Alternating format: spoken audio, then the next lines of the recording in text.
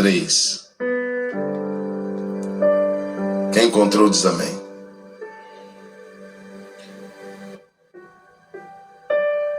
E o menino Samuel ministrava perante o Senhor sobre a direção de Eli. E naqueles dias, raramente o Senhor falava. E as visões não eram frequentes. Certa noite, Eli, cujos olhos estavam ficando tão fracos que já não podia mais enxergar, estava deitado no seu lugar de costume.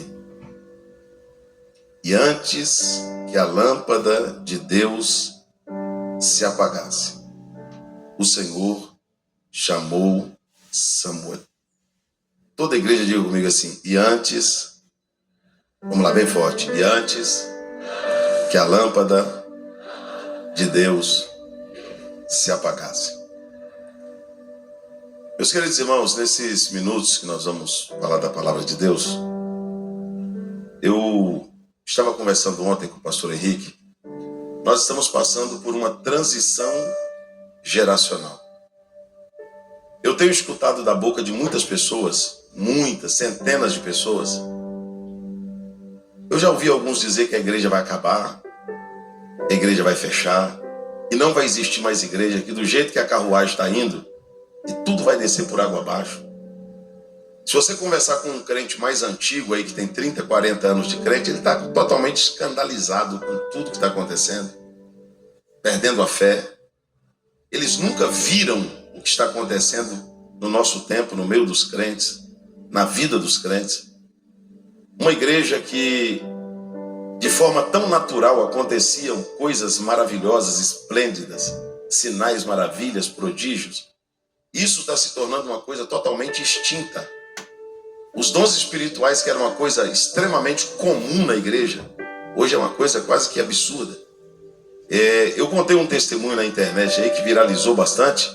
Eu estava numa igreja, pastor Henrique, fui pregar numa igreja num determinado estado, e uma irmã começou a falar em línguas estranhas, assim, bem alto para profetizar, e o Senhor Deus me deu discernimento, e eu disse ao pastor da igreja, falei: pastor, o diabo está falando na boca daquela irmã. Ele falou: não, pastor, não pode ser o diabo, essa irmã profetiza há 10 anos aqui na igreja, ela é a profeta nossa aqui da igreja. Eu falei: pois é, pastor, mas quem está falando na boca dela é o diabo. Ele falou: se é o diabo, então repreende. Eu repreendi, e ela caiu endemoniada, rosnando igual um porco dentro da igreja, rolando no chão.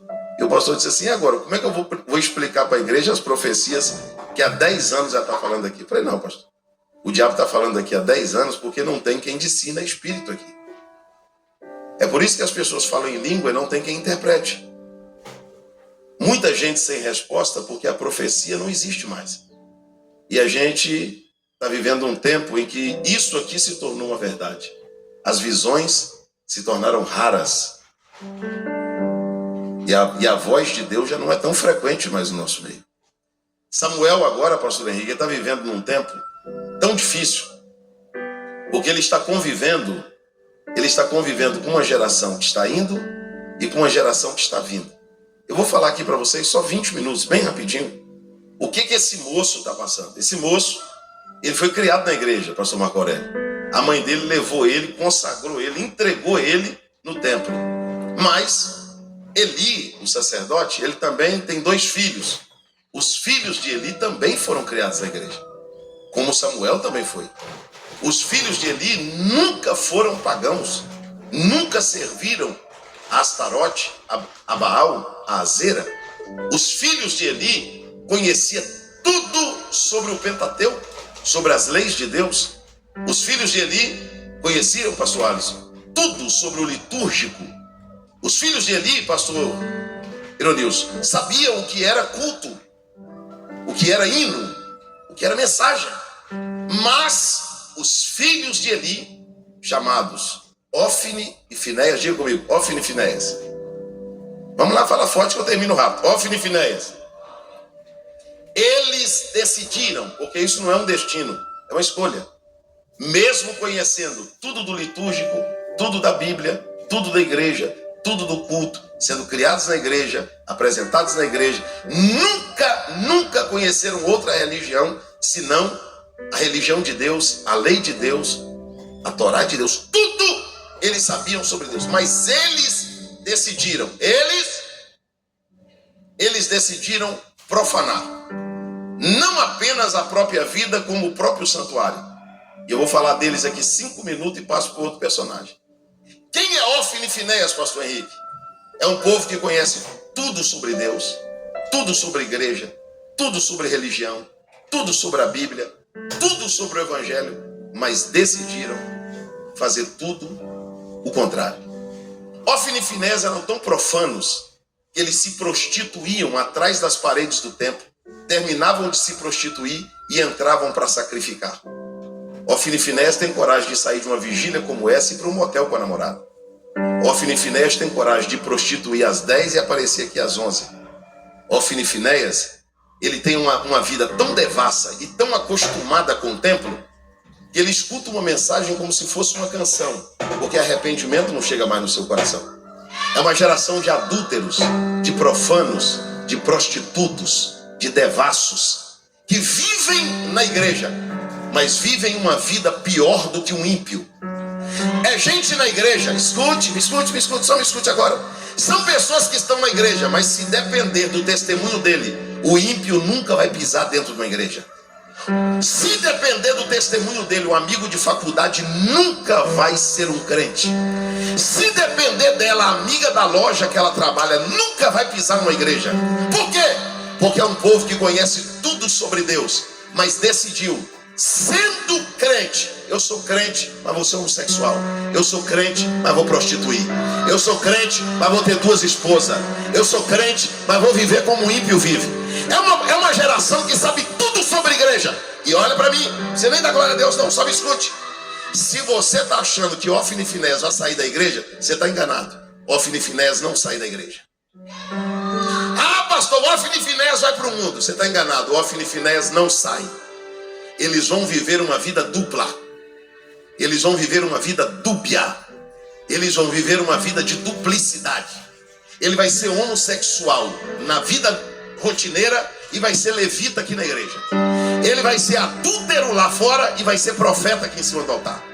Ela vai viver como uma prostituta lá fora, mas vai entrar aqui dentro, levantar as 2 mãozinhas e cantar como se nada tivesse acontecendo.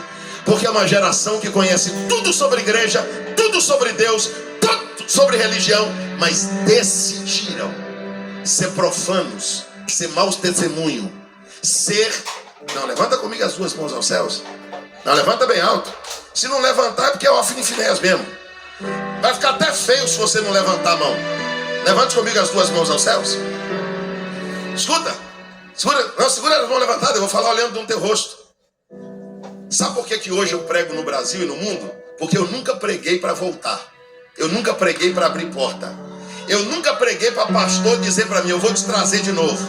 Eu nunca preguei pelo valor da oferta que me dão. Escute isso, eu vou descer desse altar, eu vou para casa e vou dormir. Mas na verdade eu vou te falar, olha aqui para mim, com as mãos levantadas aos céus.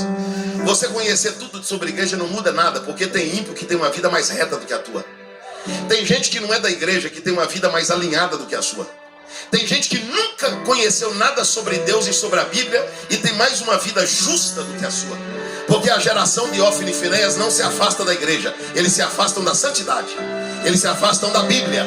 Eles se afastam do Evangelho. Eles se afastam de Deus. Eles se afastam do altar. Não, levante as 2 mãos. Segura as 2 mãos. Senão eu não vou falar. Segure as 2 mãos levantadas. Pastor Henrique, sabe o que Ofni e Finéias está esperando?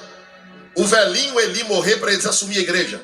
Porque na gestão, mulher de Deus, eu disse ontem para o Henrique, falei assim, essa mulher tem Deus levantado. Pastor Henrique, sabe o que Ofni e Finéias está esperando? O velhinho Eli morrer para eles assumir a igreja. Porque na gestão, mulher de Deus, eu disse ontem para o Henrique, falei assim, essa mulher tem Deus até dentro dos ossos.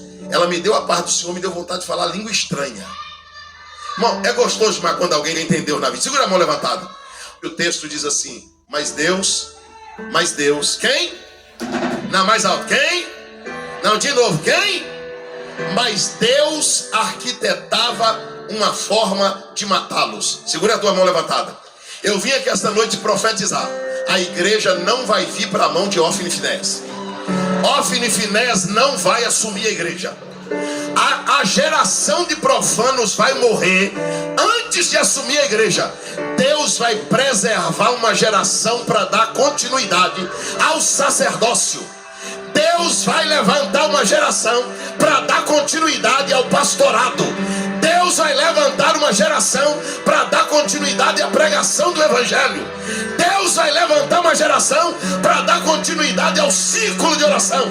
Deus vai levantar uma geração para dar continuidade à música sacra na igreja. Se tem alguém que pode levantar as duas mãos aos céus, chorai, me couva série, me canturi andarabaia. Dê glórias a Deus com as mãos levantadas aos céus. Pegue a mão de alguém e diga para ele: fica tranquilo, Ófine e Finéias não vai assumir a igreja. Pode ficar tranquilo, minha irmã, Ófine e Finéias não vai assumir a igreja. A igreja não vai ir para a mão de Ófine e Finéias. Não vai. Não vai. Escute isso. Pastor, eu não vejo a hora desses velhinhos morrer para a gente mudar a igreja. Você está na lista de quem Deus vai matar. Se eu fosse você, eu arrumava outro canto para você se aprumar. Na igreja tu não apruma não. Quer tomar conta? Quer fazer uma baderninha? Sai fora desse negócio de evangelho. Isso não dá para tu não. Deus vai te matar antes. Pastor, se eu assumir, eu faço isso, eu faço aquilo. Deus diz: faz não. Faz não, porque eu te mato antes. Escute isso. Eu estava pregando agora, semana passada, sobre Atos 2,42. E a igreja tinha tudo em comum. Diga comigo assim: na doutrina, na oração, na comunhão e no partir do pão. Pastor, como que eu sei que uma igreja é de Deus? Primeiro, se você entrou nela, não tem doutrina, não é igreja. Igreja sem doutrina é shopping. Se você for numa igreja, passar um mês lá, ninguém te confrontar, ninguém falar da vida moral, ninguém falar do céu e do inferno, ninguém falar de família, vaza, não é igreja. Sabe o que estão fazendo?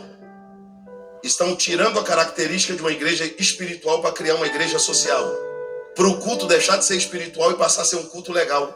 Porque aí as pessoas dizem: nossa, a iluminação é perfeita, o som é top, nossa, que lanchonete, meu Deus, que estacionamento, que telão, e isso e aquilo. Não, não é isso que a Bíblia diz. A Bíblia diz: quando vós vos reunis, um tem salmo, o outro tem doutrina, o outro tem revelação, o outro tem profecia. Levanta comigo as duas mãos aos céus.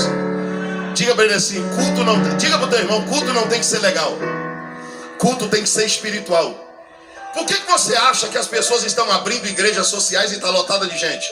Porque as pessoas não querem ir para o culto, elas querem ir para um shopping, para um lugar legal. Piquenique, quarta, cinema, sábado, não sei o quê. Procura doutrina e oração. Não tem, esse povo não ora. Esse povo não ora. Não vai numa igreja dessa ouvir uma mensagem dura. Sabe quando você vai ouvir? Nunca, porque não tem. Ninguém tem coragem de confrontar ninguém. Por quê? Porque senão perde o dízimo, senão perde a oferta, senão o empresário vai embora, senão o adúltero sai do culto e não oferta mais. É verdade ou não é? Mas enquanto tiver palavra é porque Deus está no ambiente. Levanta comigo as duas mãos aos céus e dê glória a Deus. Mas vamos lá, é rápido. A geração de Ófine e Finéias, você deve conhecer alguém que pertence a essa geração.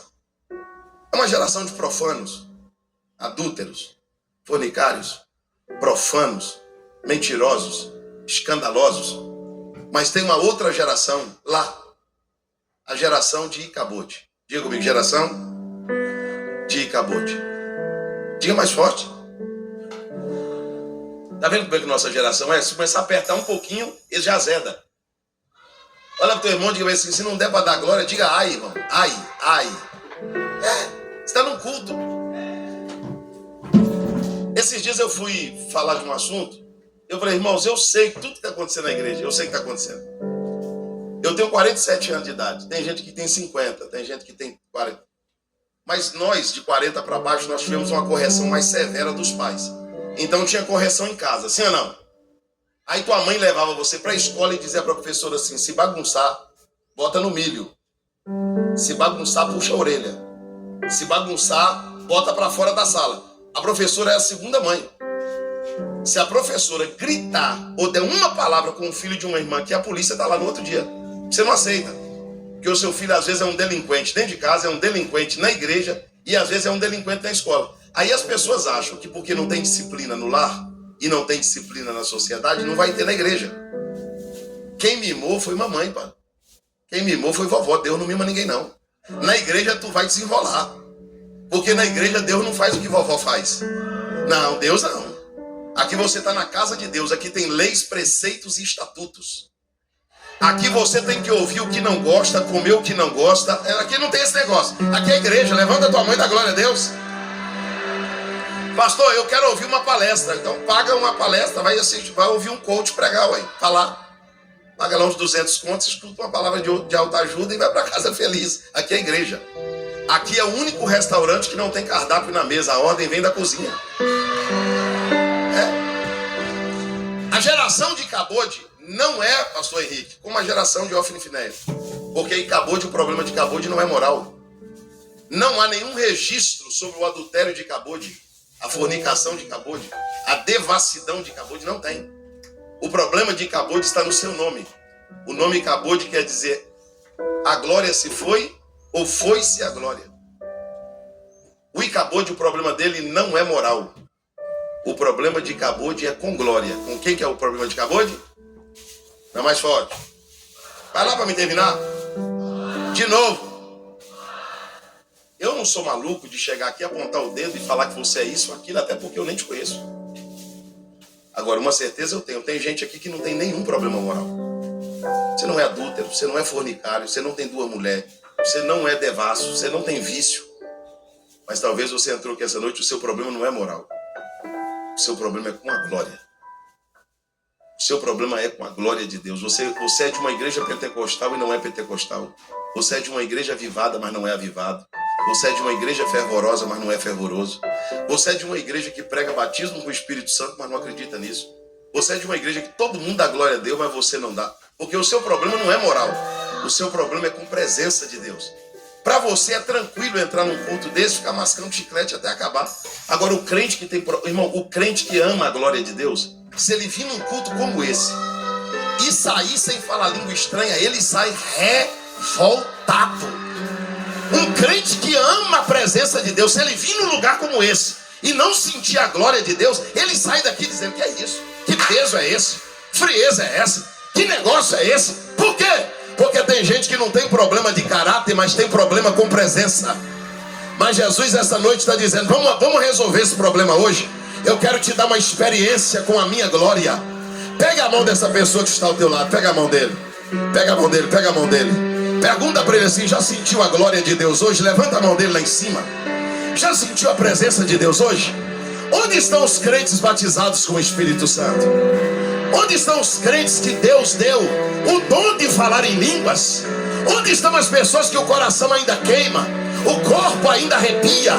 Onde está você que entra num culto como esse e diz: pastor, a vontade que dá é de pular, a vontade que dá é de gritar, a vontade que dá é de correr, a vontade que dá é de dançar, a vontade que dá é de marchar, a vontade que dá é de adorar? Pastor, que presença é essa? Pastor, eu não sei entrar num culto e não sentir a glória de Deus. Não, segura a mão do teu irmão, segura a mão dele, balança ele e diga para ele: esta reunião não é social, esta reunião é espiritual.